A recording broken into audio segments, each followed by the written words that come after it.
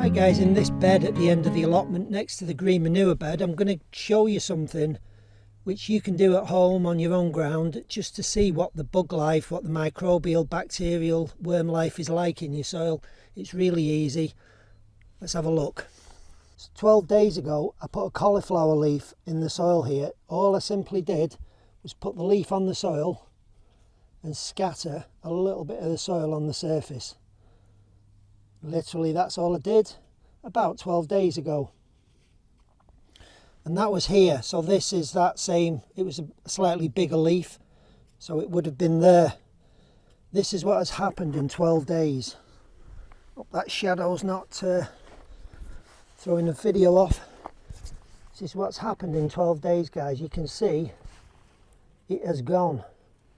So it has been completely eaten by the soil life.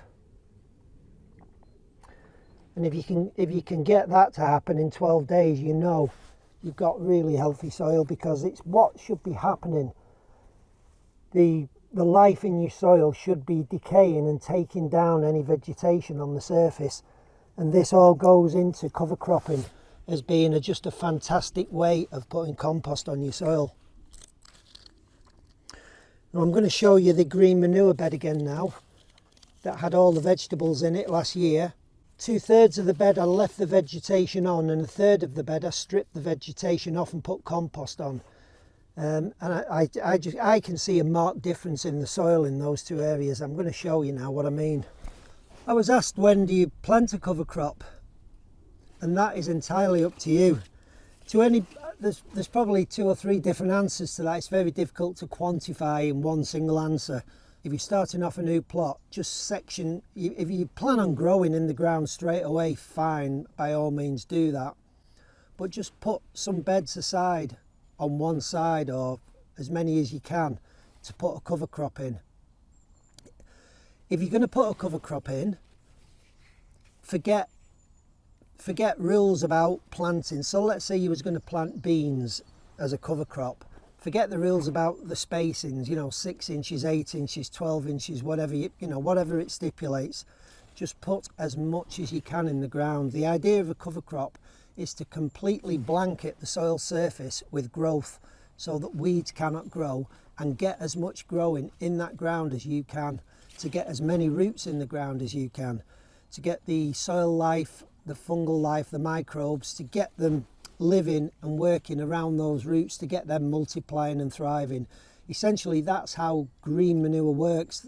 That's why I think green manure or cover crops are as good, if not better, than actual compost. The soil life needs living plants in the soil, and it has evolved over millions of years to work in partnership with them. You can put compost on your ground, yes, they can work on that, but ideally they want plants. They don't necessarily just want a load of compost. The microbiome gets compost, but that is towards the back of the year. As everything starts to die back, then probably different sorts of fungal and bacterial life start to work on the decaying matter. But there's a different range of bacteria and fungus that work on the living roots of plants, and ideally they're the ones you want in your soil.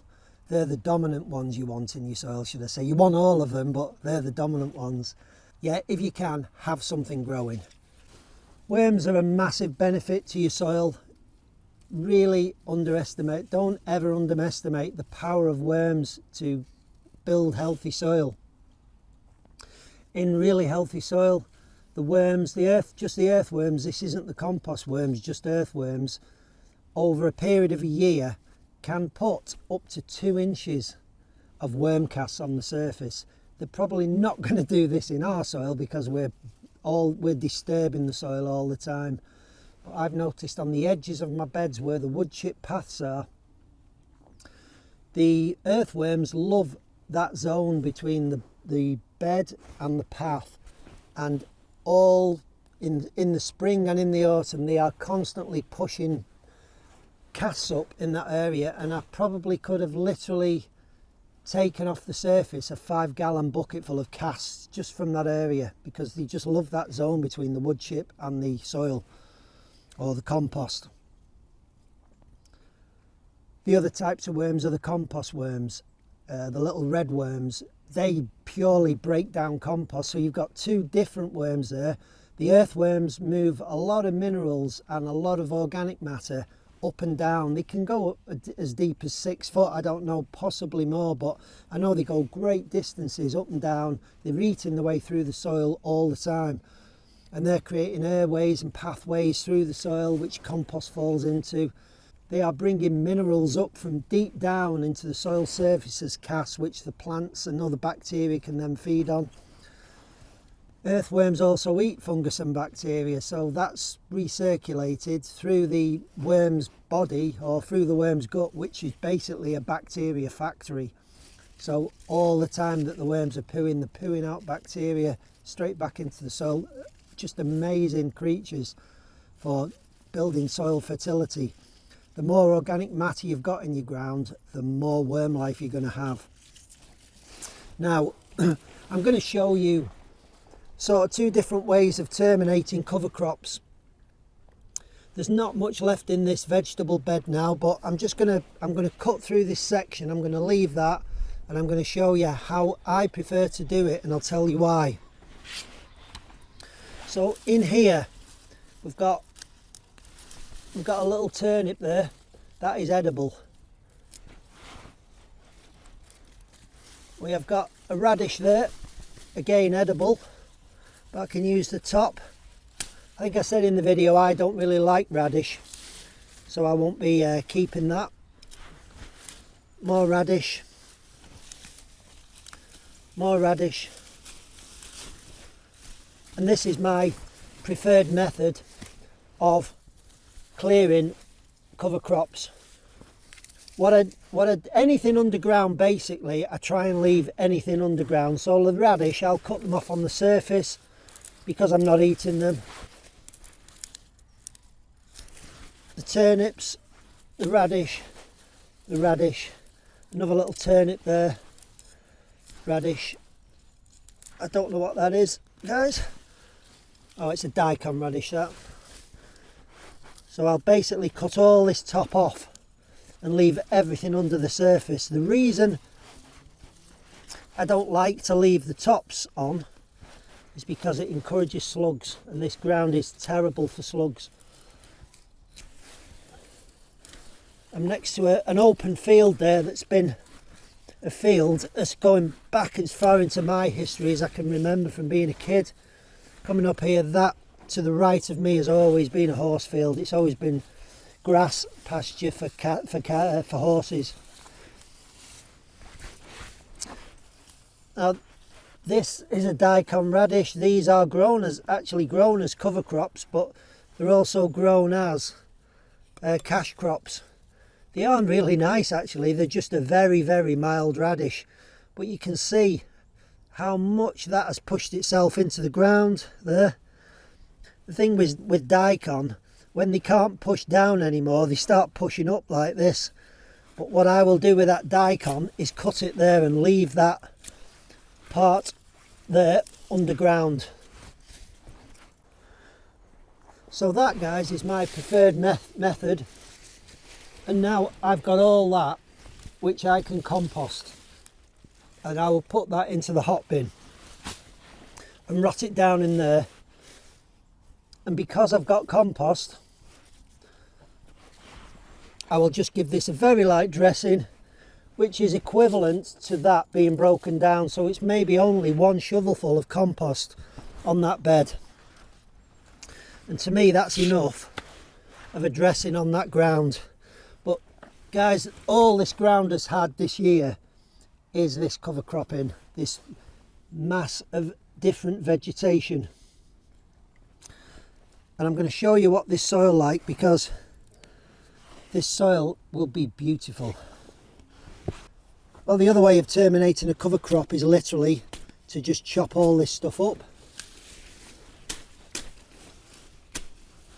The more you chop it up, the quicker it will break down, because the bacteria can get into it all. Big daikon radish there. You can do this when you're composting waste. It's better if you do this, because it also breaks down just as fast in the compost bin. as its title suggests, guys, is what they call chop and drop. So you're literally just putting your compost back onto the surface, and that is enough compost for that ground for next year. More than enough. This side of the vegetable green manure bed, I cut all this down at the surface, left the root in, and I put about 2 inches of compost on. This was last year.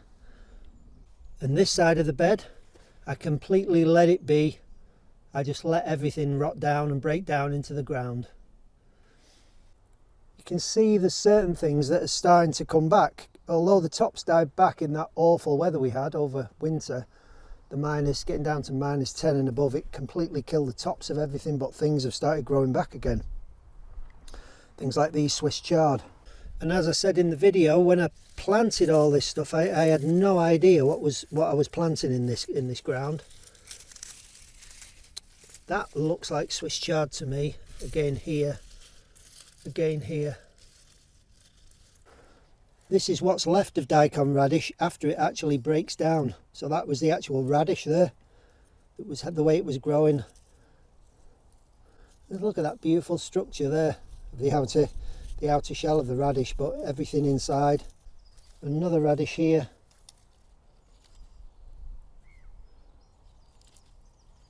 Hollowed out, just eaten away in the centre. All that material has gone back into the soil by either the worm life or the microbes or the fungi. Here's another one, again, just completely rotted away. There's probably some of the radish still in the ground there. There is. I was looking at this one the other day. That's the top of a daikon radish, and somewhere here the radish is still in the soil. Yeah, the top's been moved somewhere. It was over here, but there's the actual daikon there. The bottom of the root is still intact, and that is the part that the frost didn't get to. The part the frost did get to has killed the top and it's been eaten. But however, I am leaving that in the soil, and I'm going to plant around it. And what I'm going to do is I'm just going to have a look into this soil now and just see if visibly we can see anything different. What's happened microscopically, of course, we cannot see. Oh, it's really nice, really nice. The trowel's going in beautifully there, as you can see. A lot of root, dying and decaying root in there. Oh, the structure is absolutely as it should be. Absolutely as it should be. Just beautiful, that. Look, it's absolutely stunning. Little worms everywhere. Baby earthworm there. There's nothing wrong with that. In fact, that's what you want. That's what you want all over your ground. Let's have a look and see if we can see what the composted side looks like. The compost that was put on, about 2 inches, they were back down to the soil surface there. So that 2 inches of compost has almost gone. You can see that this is clearing that compost away from the surface, and we're back down on the soil surface there, so it just disappears into the soil. Again, the trowel goes in really nice, but it went in easier over the other side where the crop had just been left. It's a little bit more difficult to get the trowel in here. A little bit. Not a massive difference. Really nice, because the roots were left in here, but the structure is better over there, over the other side. This is possibly crumblier. It's not held together quite as nicely as the soil on the other side.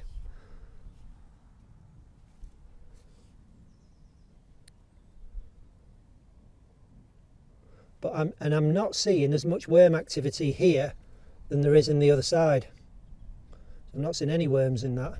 There will be worms here, don't get me wrong, you know, I'm not saying there won't be worms in here, there will be. But I'm seeing baby worms in that side. I'll give you the reasons why I think this soil here is now better than this soil here with the compost on. That is because this soil structure, if you see that, how the trowel just goes in really nice, so the ground has got more friability. Look at that. We have just even found a worm there just in this first trowelful. Nice big earthworm. And this fella here is the reason this soil is better. It's stunning. It's absolutely stunning, that. It really makes me happy to see that. Now I'll tell you, that worm is the reason this soil is better. Because although putting compost on your soil is great, it is good, it is essential to get your soil built up with organic matter and carbon, having things on the surface breaking down in the soil is actually better, because that worm is a prime example. That earthworm goes deep into the soil, right through clay. Earthworms can go 6, 7, 8, 10 foot deep, who knows. They can go, keep travelling down, they virtually eat the way through the soil. Earthworms, the food is dying and decaying plant matter. Compost is decayed plant matter. So although the worms will be eating the compost you're putting on the surface, they're going to much prefer this decaying plant matter. That is their natural food. Decaying and dying plant matter on the surface of the soil. These earthworms are coming up, they're making passageways through the soil, they're eating this stuff and they're pulling it back down. They're completely different from composting worms. Composting worms tend to stay on the surface around the decaying matter. Earthworms travel up and down laterally through the soil everywhere looking for decaying organic matter. And they put all these beautiful pathways through the soil and break up the soil structure. They allow air to get in and water to get down. And their poop feeds the microbes, it feeds the fungi, because they are literally breaking this down. They are eating the fungi, they are eating the bacteria. They take the bacteria and the fungus down in the poop it out into the soil, it regrows, it just makes a much nicer and healthier soil for you than compost will. I'm not knocking either method. I've done this for 3 years. I've put compost on the surface and I've grown green manure on the surface, and I've always found that the soil with the green manure just looks so much better. There's more worm life, there's more soil life in it than just ground that's composted. This is something I said on one of my previous videos, that on the green manure video when I did it last year, that having green manure growing in the ground and letting it break down on the soil surface is arguably better than having compost on the soil.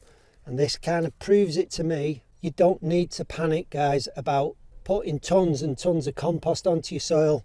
This is the answer. This is your compost. And as I've said, what grows in the ground feeds the soil as it decays. That is the soil's food. This soil food keeps those microbes ticking over winter. When it goes really cold, they're still there, they're still alive in the soil, they just slowed right down. And by the way, there was so much more of this, it was littered across the whole surface, so it's only these really woody things that are actually left. And all this thatch that was on the top, just laying around, has protected the soil over winter from the frost. It's been an insulation, and it's protected the rain battering onto the soil surface. So the most important thing to do in this bed now is to get something planted in it. And this year I'm going to continue the trial on this little bed. That's got the compost, this has had the living root in. We're going to see if there's any difference. Now, as I've already got green manure growing in here, some of these little plants that are growing, I will leave some of these in. They're sprouting up everywhere again. And our little cauliflower leaf there, it just shows you that there's a lot of microbe and worm activity in this soil, because it's anything on this surface is being broken down. If you're burying a vegetable leaf, just like I did there on the surface, and it's there for weeks and weeks and weeks, there's nothing really happening to it, it's not degrading fast enough, then you know you need to build up the microbe activity in your soil, because that's, guys, that stuff is what's growing your food. the bacteria and the fungus that live on these plants and help them grow also decay those plants at the end of the year. They are the same microbes that do that. There are other microbes involved. I have to caveat everything I say. But yeah, there are composting fungi specifically for that purpose, but the composting fungi have dual roles. All bacteria and fungi have dual roles in aiding plant growth and decaying plants. And it's the decaying side of the plants that feed the microbes when the plants aren't growing. Very, very important. And I keep saying it, but leave your roots in whenever possible. So all that remains to do on this bed now is to decide what to grow in it. And I think what I'm going to do is, I think I'm going for rows. So I think we're having a row of onion. I think we'll have a row of beetroot. I think we'll have a row of turnips. I think we'll have a row of garlic. And I think we'll have a row of lettuce. We'll see. I actually put the lettuce in the middle just to hide them from the slugs a little bit. But it's going to be great to compare how they do at that end as opposed to this end. Is there a difference? I'm not sure. We will find out, guys. There's the green manure versus compost bed. Have to say, green manure dropped on the ground, chop and drop, just leave it, let it rot down. Absolutely the best to condition your soil. The soil here, as I say, just absolutely stunning. The only cons to this are slugs. So if you are in a very slug prone area, which a lot of us are, I don't necessarily like the chop and drop thing, because the slugs will come in the autumn, lay their eggs in this bountiness of food, and you just have a lot of slugs in the bed. It remains to be seen what the slug situation's like in here. I will be putting some little slug traps in here, make up a solution, which I'll show you a couple of different ways you can do this to capture any slugs that start moving about. They will be moving about very shortly, the slugs. But as far as I can see, that's the only con. The slugs, nothing else. The soil's just stunning. I've already started planting, so I've put a row of Wave XPs in here. I've put some garlic here. I think it's there, but I can't quite remember. I've got a row of onions here, a row of pak choy. I'm going to put a row of beetroot in, and I'm just going to fill the bed up like that in rows. So probably get another three rows of vegetables in here, and we'll just see if there is any difference between the composted bit and this bit. The reason why I only composted a third of this bed is because I kind of knew the answer. I knew what was going to happen on this bed. I knew that this area would be the absolute best over the composted area. So I wanted more of the bed to be the green manure bed, if you like. It's all kicking off now. We're well into March. Daylight is getting better. We're getting a lot more daylight. The temperatures have lifted. I'm not sure on the soil temperature. I suspect it's about 8 degrees, something like that. Ideally we want it at 10, but whatever it is, next Monday, which is about 6-7 days time, I'm putting my first early potatoes in. I'll bring you back, I'll show you that. I'm almost at the end of the wood chip path. I'm going to get another 2 barrows today. That should near enough get me there. I've not found anything, by the way, under that weed membrane in the paths, other than just the few odd roots of the plants that are growing in the border. There's no weed under there, nothing. There's a lot of big worms under it, I have to say. So those worms, earthworms, have now got the freedom to move up and down through the soil, which is just so much better. When I do the planting the seed potato, I'm going to show you what other seeds I'm sowing now. In no rush, but I think where are we? Yeah, 11th of March. I had to look. So when I show you the potatoes next week, which I'm planting, I'm also going to show you what seeds I'm sowing now. It sort of begins for me towards the end of March now. The hardier stuff has been sown. I'll give you a quick catch up on what has been sown in that video, what I'm sowing now, and we're going to put the potatoes in. I'm also going to show you one of the storage bins which I've actually just filled. and it's rocking. This is a long-term end of the year jobby, so it's going to be a fungally dominant compost that comes out of that bin towards the back end of this year, which we can put sprinkles of beautifulness onto the soil and make our soil very lively with it. Right guys, thanks for watching. Take care, get out in your garden. I'll see you soon. Bye for now. I better get this net back on, because you just know what's going to happen if I don't. Yes, you should know that tomorrow there will be nothing there. Oh yes. Keep the critters off. See you later.